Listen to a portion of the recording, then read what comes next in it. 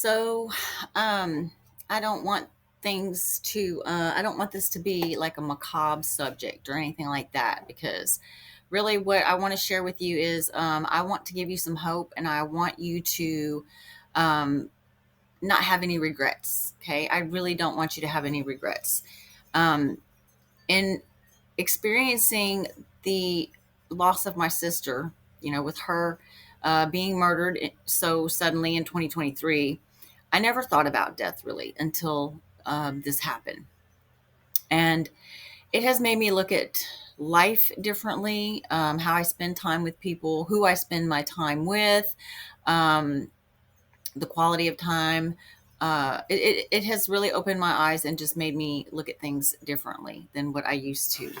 I recently looked up the top 5 regrets of the dying, and I wanted to share those with you because I think that they're very insightful, and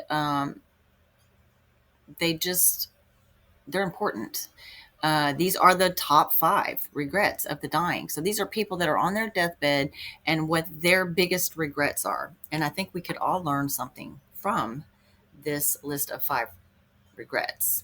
So before I share that with you, though, I want to tell you like this little story that I heard one day. It was about a mother and her son, and they were walking on the beach. And the son said to the mother, what is your most favorite moment in your life? And he was expecting her to say something along the lines of, the day that I got married, or the day that I graduated, or something to that effect. And she knelt down in front of him, eye to eye, and she said, "This moment right now." And I have my daughter. I'm constantly encouraging her to stop and smell the flowers, like literally stop and smell them, and to live in the present, like enjoy the little things, live in the present, because this is really all that we have. The past is behind us. We're not guaranteed the future, and we live as if we're going to live forever, and that's just not it's not true. And we just really need to put things into perspective and understand that all we really do have is the present. And time flies. Time really does fly. But I'm going to put my glasses on, and I'm going to share with you the top 5 regrets of the dying. I don't want this to be depressing. I want this to hopefully be uplifting, and give you some sense of hope and help you to regroup and refocus on what's important in life. Okay. I want you to be happy, and I want you to live life to the fullest. And if there's anything I can do to help make that happen, I want to be a part of that. Okay, so um, the number one regret of the dying was, I wish I'd had the courage to live a life true to myself, not the life others expected of me. There's a lot of people that are living for their parents, or they're living for their children or their grandchildren. And apparently, this is the number one regret of the dying, that instead of living for themselves and doing what made them happy and made them feel fulfilled and full of life, uh, they lived for other people, trying to please other people. And we all know that trying to please people just does not work. It never works. And it's not about being selfish, but in order to be happy, you do need to know what makes you happy, and you need to be authentic to yourself and try to live as genuinely as you possibly can. I mean, we do all have bills to pay and whatnot. I'm saying, just do your best to figure out who you are and where you want to be in life, and be true to yourself. Do some soul searching. All right, the second regret of the dying: I wish I hadn't worked so hard. Okay, so when it comes time to your jobs, let me just make it very clear that if you were to die today, you would be replaced within a week. And that's not a joke, okay?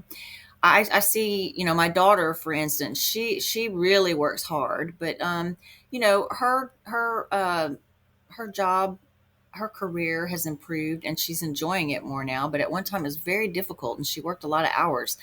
But if you're in a job that you don't enjoy, I encourage you to figure out something, because life is too short, and to work in a job that you hate, or with people that you can't stand, is a real quick way to get to the grave early.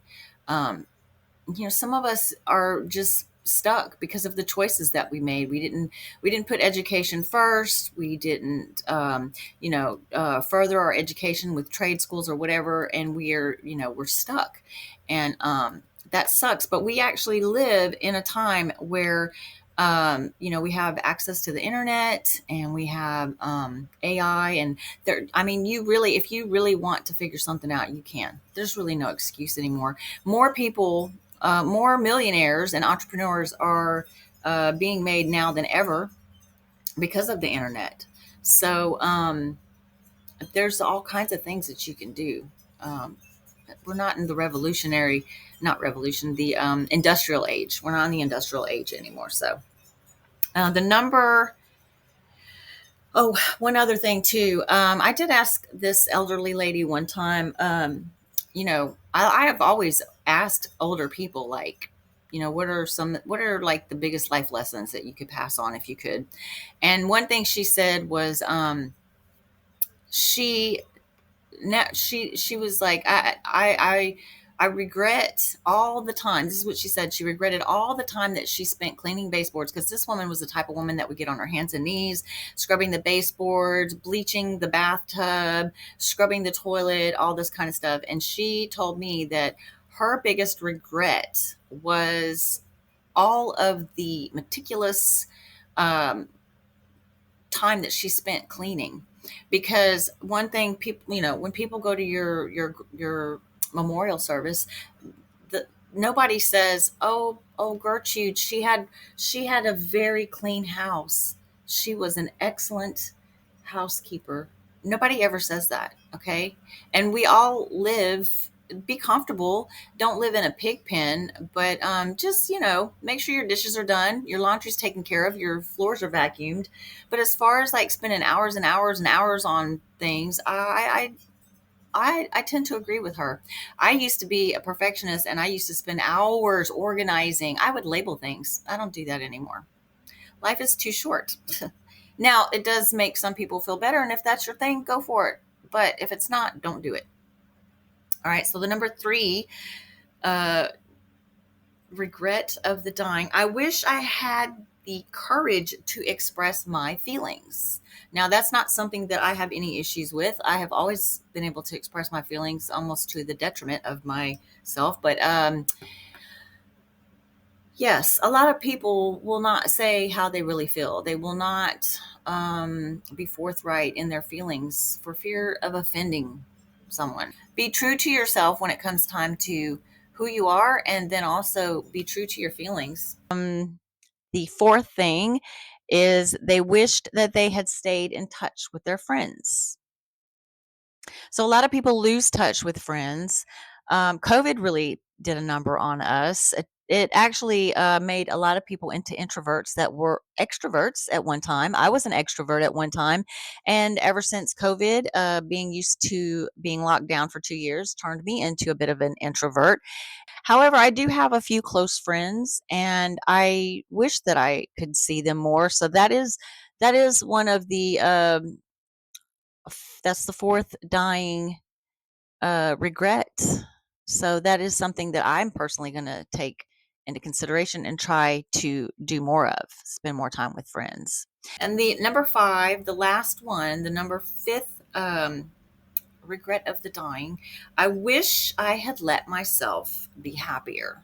And I'll be honest with you, I I believe that we are in control of our happiness to a certain degree. Now, some people suffer from depression, and, get on your medication, whatever you need to do, exercise, eat right, get some sun. But ultimately, I do believe that our frame of mind, our frame of reference, our way that we look at things, our perspective has everything to do with how we look at things. And if we want to be happy, we can be happy. We don't have to be sad. We don't have to be miserable. We don't have to be angry. We choose to be those things. I take full responsibility of my emotions.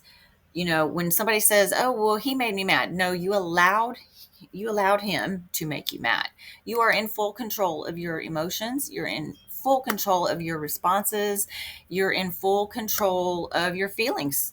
Um, you just have to be mindful, and you have to have some introspection and look deep inside and realize that you are actually in control of your emotions. We have a culture in this day and age where the sense of entitlement and the lack of discipline, um, the emotional maturity, the emotional intelligence is just not there.